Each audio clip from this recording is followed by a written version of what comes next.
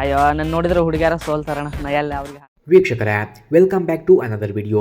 ಈ ವಾರ ತಾನೇ boys versus girls reality show start ಆಗಿದೆ. ನಿಜವಾಗ್ಲೂ ಕೂಡ ಈ ಒಂದು ಪ್ರೋಗ್ರಾಮ್ ಸಖತ್ ಸದ್ ಮಾಡ್ತಾ ಇದೆ.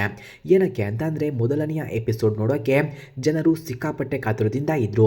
ಏನಕ್ಕೆ ಅಂತ ಅಂದರೆ ಇದರಲ್ಲಿ ಇದ್ದ ಕಂಟೆಸ್ಟೆಂಟ್ಗಳು ಬಿಗ್ ಬಾಸ್ ಸೀಸನ್ 11ನಲ್ಲಿ ಇದ್ದಂತಹ ಕಂಟೆಸ್ಟೆಂಟ್ಗಳು. ಈ ಶೋವನ್ನು ತ್ರಿವಿಕ್ರಮ್ ರವರು ಮತ್ತು ಭವ್ಯ ಅವರು ಮಾತ್ರ ಮಿಸ್ ಮಾಡ್ಕೊಳ್ತಿದ್ದಾರೆ ಅಷ್ಟೇ. ಉಳಿದ ಕಂಟೆಸ್ಟೆಂಟ್ಗಳಾದರೆ ಇದ್ದಾರೆ. ಅದರಲ್ಲೂ ಕೂಡ Bigg Boss season 11 winner Hanumanthu ಅವರು ಬಾಯ್ಸ್ ವರ್ಸಸ್ ಗರ್ಲ್ಸ್ ರಿಯಾಲಿಟಿ ಶೋನಲ್ಲಿ ಇದ್ದಾರೆ. ಹಾಗೆ ಇಲ್ಲಿ ಜನರು ಯಾರನ್ನ ನೋಡೋಕೆ boys versus girls reality show ನೋಡ್ತಾರಾ ಇಲ್ವೋ ಗೊತ್ತಿಲ್ಲ. ಆದರೆ ಧನರಾಜ್ ಆಚಾರ್ ಮತ್ತು ಹನುಮಂತ ಇವರಿಬ್ಬರನ್ನ ನೋಡೋಕೆ boys versus girls reality show ಅರ್ಧಕ್ಕೆ ಅರ್ಧ ಜನ ನೋಡ್ತೀವಿ ಅಂತ ಕಮೆಂಟ್ ಬಾಕ್ಸ್ನಲ್ಲಿ ಕೂಡ ಹೇಳಿದರು. ನಿಜವಾಗ್ಲೂ ಕೂಡ ಪಂಚ್ ಡೈಲಾಗ್ಗಳು ಮಸ್ತಾಗಿ ಪ್ರೋಗ್ರಾಮ್ನಲ್ಲಿ ಬರ್ತಾ ಇದೆ.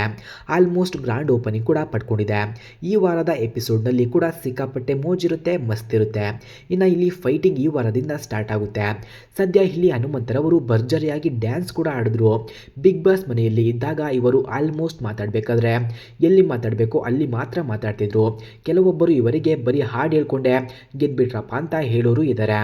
ಆದರೆ ಈ ಬಾಯ್ಸ್ ವರ್ಸಸ್ ಗರ್ಲ್ಸ್ ರಿಯಾಲಿಟಿ ಶೋನಲ್ಲಿ ಯಾವ ರೀತಿ ಪಂಚ್ ಡೈಲಾಗ್ ಮತ್ತು ಯಾವ ರೀತಿ ಮಾತಾಡಬೇಕು ಅನ್ನೋದನ್ನು ಇವರಿಂದ ನೋಡಿ ಕಲ್ತ್ಕೋಬೇಕು ಅನ್ನೋ ರೀತಿ ಹನುಮಂತರವರು ಮಾತಾಡ್ತಿದ್ದಾರೆ.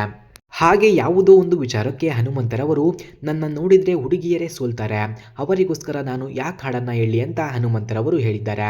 ಹಾಗೆ ಇಲ್ಲಿ ಶ್ರುತಿ ಮೇಡಮ್ ಅವರು ಕೇಳ್ತಾರೆ, ನೀನು ಹುಡುಗಿಯರಿಗೋಸ್ಕರ ಗೆಲ್ಲಲಿ ಅಂತ ಹಾಡೇಳಪ್ಪ ಅಂತ ಹೇಳ್ತಾರೆ. ಆದರೆ ಹನುಮಂತು ಮರ್ತೋಯ್ತು ಅಂತ ಹೇಳ್ತಾರೆ.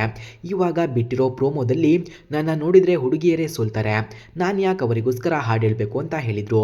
ಇಷ್ಟು ದಿವಸ ಹಾಡಿನ ಮೂಲಕ ಸದ್ದು ಮಾಡಿದ್ದಂತಹ ಹನುಮಂತರವರು ಈ ಶೋನಲ್ಲಿ ಅವರ ಮಾತಿನ ಮೂಲಕ ಸದ್ದು ಕೂಡ ಮಾಡ್ತಾ ಇದ್ದಾರೆ. ಸೊ ವೀಕ್ಷಕರೇ, ಈ ಮಾಹಿತಿ ನಿಮಗೆ ಇಷ್ಟವಾದರೆ ದಯವಿಟ್ಟು ನಮ್ಮ ಚಾನಲನ್ನು ಸಬ್ಸ್ಕ್ರೈಬ್ ಆಗಿ, ಹಾಗೆ ವಿಡಿಯೋಗೆ ಒಂದು ಲೈಕ್ ಮಾಡಿ. ಧನ್ಯವಾದಗಳು.